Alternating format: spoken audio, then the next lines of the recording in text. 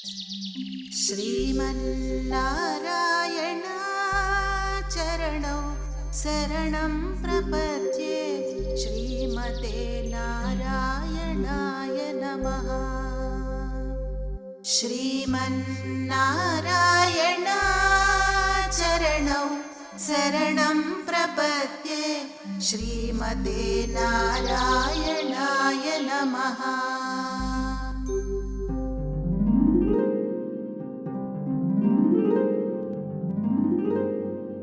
శ్రీరాముడి ధర్మపథం అపూర్వ గ్రంథం 14వ అధ్యాయం శ్రీరాముడి సామాజిక ధర్మం. సమాజం అంటే ప్రత్యేకంగా ఎక్కడో ఉండదు. అందరం కలిస్తే అదే సమాజం. మనిషి సంఘజీవి. మనిషికి సంఘం కావాలి. సంఘాన్ని త్రోసిరాజని మనలేడు.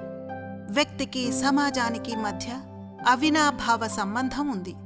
ఒకరి మీద ఒకరు ఆధారపడి ఉన్నారు. ఒకరినొకరు గౌరవించుకుంటూ ముందుకు సాగాలి. వ్యక్తి కన్నా సామాజిక వ్యవస్థ బలీయమైంది. వ్యక్తి తన బాగోగులకే పరిమితం. సమాజం మొత్తం అందరి ఉమ్మడి సంక్షేమానికి కృషి చేస్తుంది. ఏ సమాజమైనా పటిష్టంగా శాంతియుతంగా ఉండాలంటే కొన్ని కట్టుబాట్లు సాంప్రదాయాలు అవసరం. అవే లేకపోతే జనం, ముఖ్యంగా యువతకు స్వేచ్ఛ ఎక్కువైపోతుంది. అది విశృంఖలతకు దారితీస్తుంది. సమాజ హితం కోసం వ్యక్తి, కుటుంబం కృషి చేయడమే సామాజిక ధర్మం. దాన్ని సైతం శ్రీరాముడు చక్కగా ఆదర్శయుతంగా నిర్వర్తించాడు. వ్యక్తి, సమాజం. వ్యక్తి, కుటుంబం, సంఘం, దేశం ఇలా ఒకదానికంటే ఒకటి విశాలమైనవి. సమాజంలో మార్పు రావాలంటే ముందుగా వ్యక్తిలో మార్పు రావాలి. వ్యక్తి తనను తాను సంస్కరించుకోవాలి. ఉన్నతంగా ఆలోచించాలి. తనలోని లోపాలు, బలహీనతల గురించి సరిదిద్దుకోవటానికి ప్రయత్నం చెయ్యాలి. అప్పుడా వ్యక్తి నడవడిక అతని కుటుంబంలో ఒక విశిష్ట స్థానాన్ని పొందుతుంది. అతని వల్ల అతని కుటుంబానికి, తద్వారా సమాజానికి అతని జీవితం ప్రయోజనకరమవుతుంది.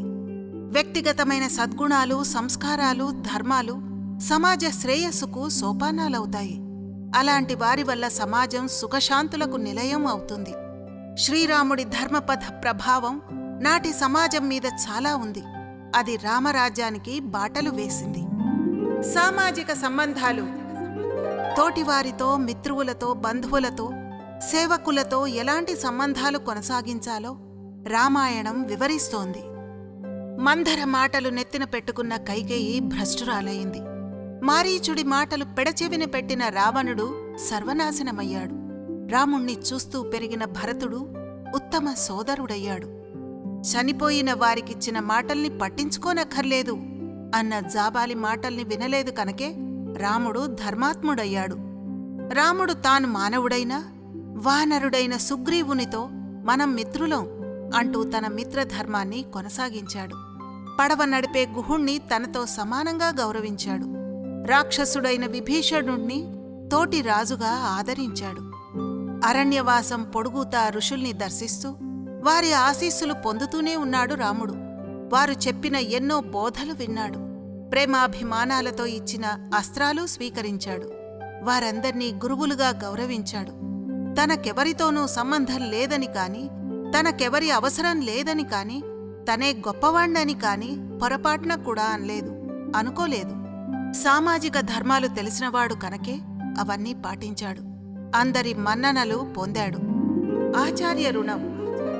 ప్రతి మనిషి తల్లి, తండ్రి, గురువు, సమాజ రుణాలు తీర్చుకోవాలి.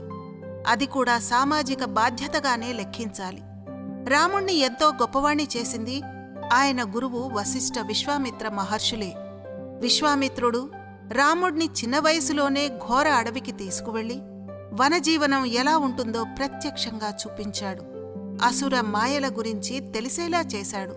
బల, అతిబల తదితర విద్యల్ని బోధించడమే కాక శత్రు సంహారానికి కావలసిన యుక్తిని, ధైర్యాన్ని, తన శక్తి మీద నమ్మకాన్ని పెంచాడు.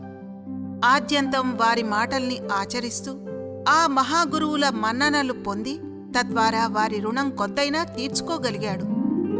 సామాజిక రుణం. మనిషికి కావలసినవన్నీ తనే సృష్టించుకోగలగటం అసాధ్యం. అందుకు ఎందరో కావాలి. వారి శ్రమ కావాలి, వారి వారి వృత్తి నైపుణ్యం కావాలి, వారి సహాయ సహకారాలు కావాలి. వారి తోడ్పాటుతోనే మనిషి మనగలడు. ఆహారానికి రైతు మీద, వస్త్రాలకు నేత కార్మికుని మీద, గృహానికి తాపి మేస్త్రి మీద, చెప్పులకు చర్మకారుని మీద, ఇలా ఎందరి మీదో ఆధారపడి బతుకుతాడు. ఒక్కొక్కరు ఒక్కో పని చేసి ఆహారాన్ని, విజ్ఞానాన్ని, వినోదాన్ని అందిస్తేనే సుఖశాంతులు లభిస్తాయి. మనిషి మనుగడ సుఖంగా సాగుతుంది.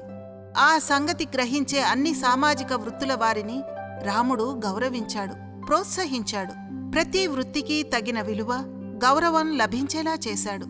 పాలకుడిగా చాతుర్వర్ణ వ్యవస్థని పటిష్టంగా అమలుపరిచాడు. సామాజిక జీవనం, సామాజిక ధర్మానికి సంబంధించిన అనేక ధర్మాలు, వృత్తులు, ఆచార వ్యవహారాలు, సాంప్రదాయాలు ఉంటాయి. రామాయణ కాలంలో చాతుర్వర్ణ వ్యవస్థ ప్రబలంగా ఉంది.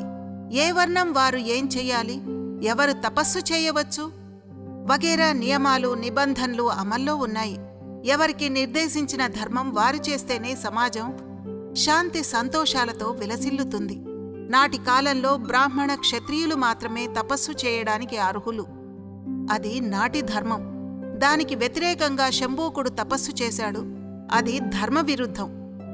సామాజిక అశాంతికి, కట్టు తప్పడానికి, అరాచకానికి అది దోహదపడవచ్చు. అందుకనే ఒక రాజుగా, ధర్మరక్షకుడిగా అతడిని తీవ్రంగా శిక్షించాడు రాముడు. సామాజిక వృత్తులు. దైనందిన జీవనం ప్రశాంతంగా సాగాలంటే ప్రజలు ఎవరి వృత్తులను వారు సక్రమంగా నిర్వహించాలి. అందులో నైపుణ్యం సాధించాలి, ఎదగాలి. గ్రామ, పట్టణ, దేశ పరిపుష్టికి, స్వయం సమృద్ధికి దోహదపడాలి.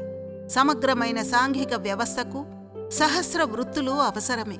సమస్త శ్రామిక శక్తులు అవసరమే. అయోధ్యానగరంలో ఎందరో శిల్పులు, కుమ్మరం, వడ్రంగం వంటి వృత్తుల వారుండేవారు. ఎవరి వృత్తుల్లో వారు ఆనందం పొందేవారు.